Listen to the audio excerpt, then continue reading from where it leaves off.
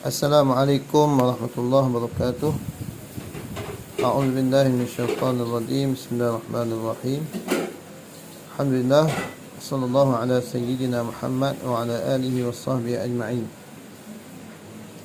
Qala rabbi shrah li sadri wa yassir li amri wahlul 'uqdatam min lisani yafqahu qawli. La hawla wa la quwwata illa billahil aliyyil 'azim. اللهم أخرجنا من ظلمات الوهم وأكرمنا بنور الفهم وافتح علينا بمعرفة العلم وسهل أخلاقنا بالحلم وجعلنا ممن يستمعون القول فيتبعون أحسنه. أما بعد، الحمد لله على كل حال ونعوذ بك من حال أهل النار. Murid-murid tahu tamhidi satu yang dirahmati Allah Subhanahu wa taala. Okey, insya-Allah hari ini kita sambung pengajian kitab Tauhid. Insya-Allah kita dah berada di hujung kitab dah ni. Mungkin sekali ataupun dua lagi akan habislah kitab ni insya-Allah. Okey, jadi hari ini kita sambung tajuk yang seterusnya ad-dawr ats-tsalits. Ad-dawr ats-tsalits min hayatihi sallallahu alaihi wasallam. Pusingan ketiga ataupun peringkat ketiga daripada kehidupan Nabi kita Muhammad sallallahu alaihi wasallam. Jadi sebelum ni kita dah baca dah tentang peringkat ataupun pusingan pertama dan kedua dalam kehidupan Nabi sallallahu alaihi wasallam. Dalam kitab ni, penyusun kitab ni bahagikan kehidupan Nabi ni kepada berapa? Kepada tiga lah. Tiga peringkat. Tiga pusingan kehidupan Nabi sallallahu alaihi wasallam. Okey, ni ad-dawr ats-tsalits, peringkat yang ketiga. Ba'da hijratihi sallallahu alaihi wasallam, selepas hijrah Nabi sallallahu alaihi wasallam ke Madinah,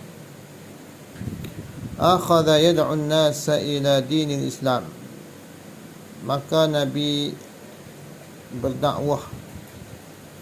Nabi mengajak an-nasa, mengajak manusia.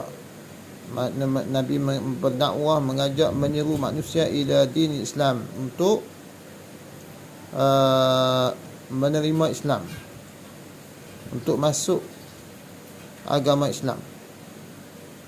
Wa fi athna'i hijratihi, dan di pertengahan hijrah Nabi sallallahu alaihi wasallam, amarahu Allah bil jihad, maka Allah Taala memerintahkannya.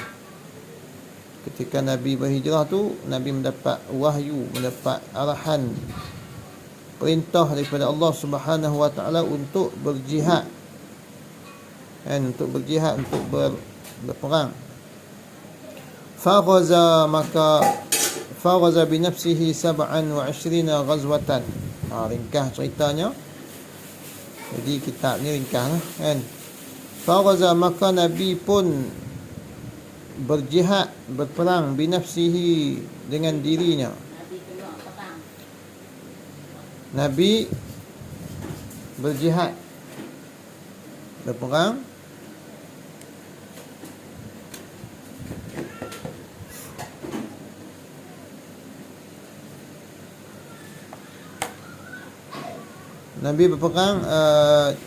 dengan diri Nabi sallallahu alaihi wasallam. Maksudnya Nabi sendiri berperang. Sebab dalam istilah kita mengaji sirah, kan, ada peperangan yang Nabi tidak turut serta, yang Nabi tidak pergi. Ada yang Nabi ikut serta.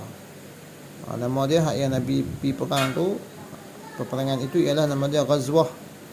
Maka Nabi berperang 27 ghazwatan, sebanyak 27 peperangan yang Nabi turut serta. Banyaklah dalam keadaan umur Nabi itu, kan. Nabi boleh berperang sebanyak 27 peperangan.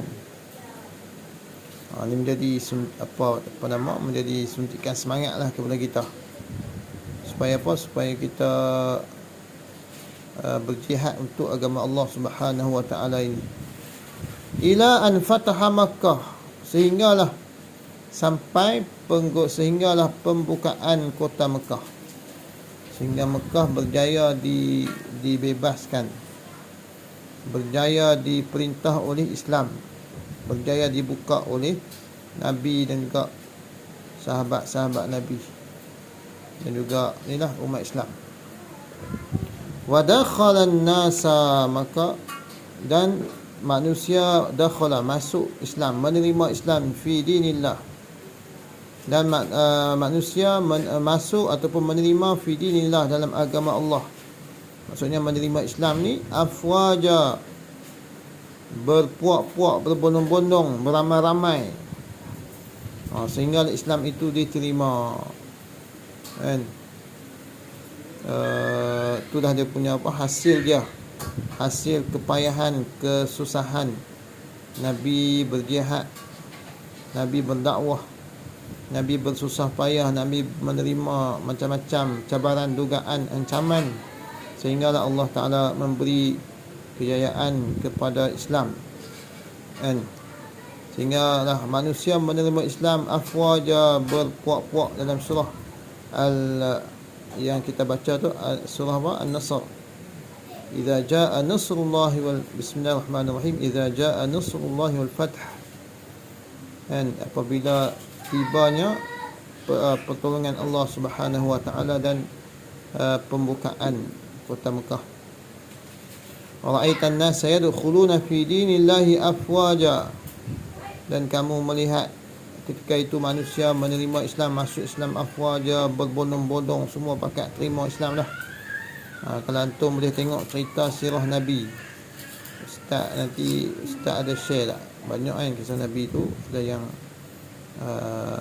ada apa, ada terjemahan kawan ni lah, satu sekolah Ustaz, dia ada terjemah. Dia antum boleh tengok cerita tu, bolehlah nampak gambaran kan, macam mana apa nama sirah Nabi. Okey, faraja ila al-Madinah, maka baginda kembali pulang ke Madinah. Selepas Nabi dah berjaya buka kota Mekah tu, Islam dah berjaya dah, orang semua pakat masuk Islam, terima Islam dah, kan? Maka kemudian Nabi balik, Nabi pulang ila al-Madinah, ke Madinah. Wa tuwfiya biha, dan Nabi wafat biha, dengan di sana, iaitu di Madinah. Nabi balik dan Nabi wafat, Nabi meninggal dunia di Madinah. Bila tu? Fi Rabi'ul Awal, pada bulan Rabi'ul Awal, sanah, tahun 11 minal hijrah, tahun 11 hijrah, al-muwafaqah, bertepatan dengan di sanatin, bertepatan dengan tahun 633 minal milad, daripada tahun Masihi. Jadi itulah dipanggil apa, tahun kewafatan baginda sallallahu alaihi wasallam. Wa kana umruhu, dan umur baginda, umur Nabi, wa kana umruhu, dan umurnya dan usianya, usia baginda, umur Nabi ketika itu, ketika wafat itu, ketika meninggal itu, 63 sanah, 63 tahun. Jadi Nabi wafat ketika berumur 63 tahun. Okey, ini ad-daur al-thalith, pusingan ketiga, peringkat ketiga daripada kehidupan Nabi, dan merupakan peringkat yang terakhir lah yang kita baca dalam kitab ni, kan? Peringkat terakhir dalam kehidupan Nabi sehingga Nabi wafat.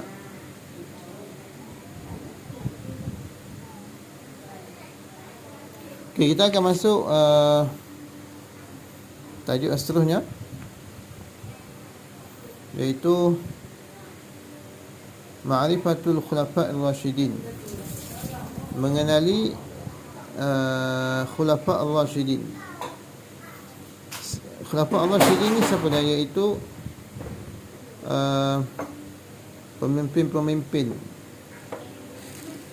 pemimpin-pemimpin, khalifah-khalifah, ketua-ketua yang ni lah, yang mengetuai pemerintahan Islam selepas kewafatan Nabi sallallahu alaihi wasallam. Menjadi perdebatan lah, menjadi perselisihan ketika Nabi meninggal, ketika Nabi wafat tu, di kalangan para sahabat untuk melantik siapakah yang layak nak ganti tempat Nabi ni untuk memimpin Islam ketika itu. Maka ringkas ceritanya, terlantiklah pemimpin yang pertama, Khalifah Ar-Rasyidin yang pertama selepas kewafatan Nabi itu ialah yang lebih yang layak ialah Sayyidina Abu Bakar As-Siddiq radhiyallahu anhu, yang merupakan sahabat Nabi yang rapat dengan Nabi, yang bersama-sama dengan Nabi berhijrah ke Madinah, dan merupakan bapa mertua Nabi sallallahu alaihi wasallam. Okey, Khulafa ar-Rasyidun tu iaitu pemimpin-pemimpin, khalifah-khalifah yang memerintah Islam selepas kewafatan Nabi, ialah 4 orang sahabat yang agung lah, 4 orang sahabat yang masyhur. Mereka yang Nabi dah bagi tahu dah bahawa mereka akan masuk syurga Allah Subhanahu wa taala, yang mendapat berita gembira bahawa mereka akan masuk ke dalam syurga di kalangan 10 orang sahabat tu lah kan, iaitu wahum khulafa ar-rasyidun. Khulafa ar-rasyidun itu wahum, dan mereka itu siapa dia?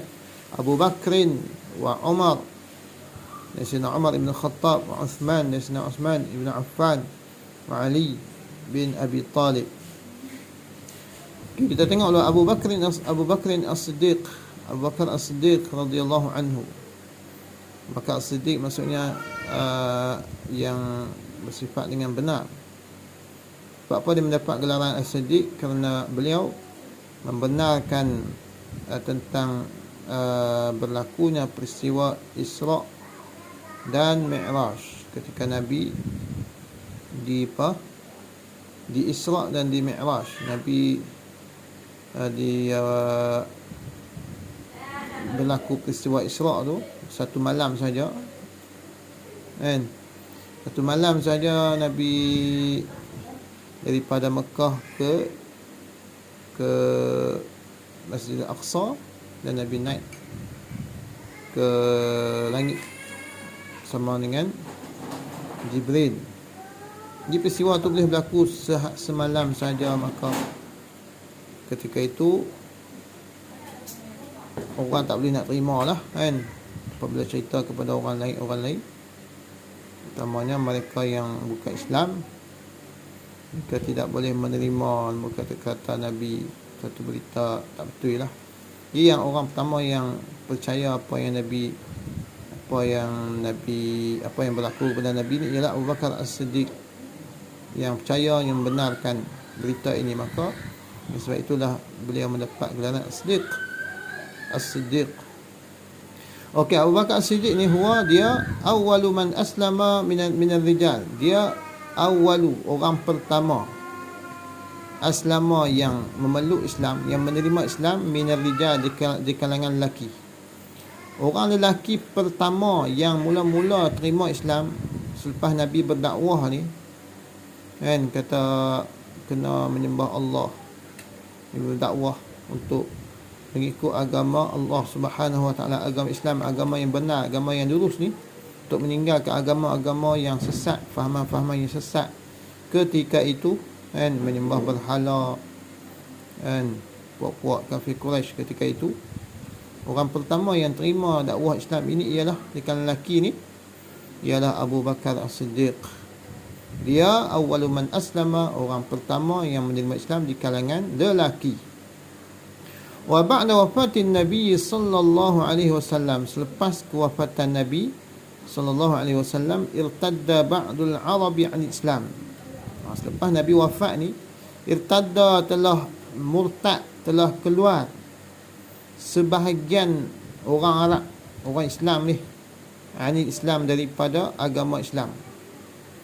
Selepas Nabi meninggal ni, banyak yang di kalangan orang Arab, orang Islam ketika itu, mereka dah Islam dah, mereka boleh keluar, mereka boleh tinggal Islam. Mereka kata Nabi tak ada, kira habis dah, tak ada dah Islam ni. Mereka nak kembali kepada agama masing-masing dan sebagainya.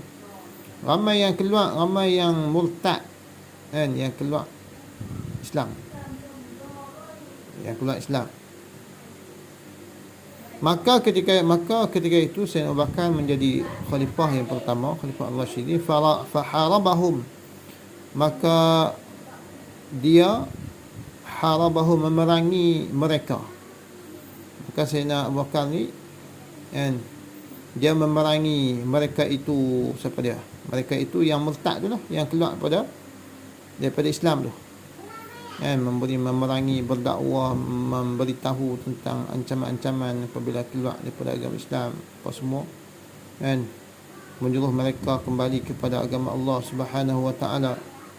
Hatta raja'u kan, sehinggalah raja'u, mereka kembali.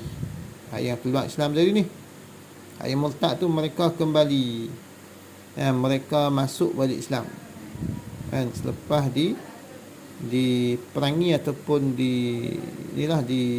disuruh oleh Sayyidina Abu Bakar As-Siddiq radhiyallahu anhu. Thumma arsala al-juyusha, kemudian arsala, dia menghantar bala tentera Islam. Ini antara apa yang dilakukan oleh Sayyidina Abu Bakar, khalifah, pemimpin umat Islam ketika itu, khalifah yang pertama. Dia menghantar, selepas dah selesai masalah murtad tadi ni, beliau menghantar tentera-tentera Islam li fathi, untuk membuka Faris wa Syam, untuk membuka negara Parsi dan Syam. Dan Syam ketika itu termasuk Syria dan sebagainya. Wa mata bil Madinah,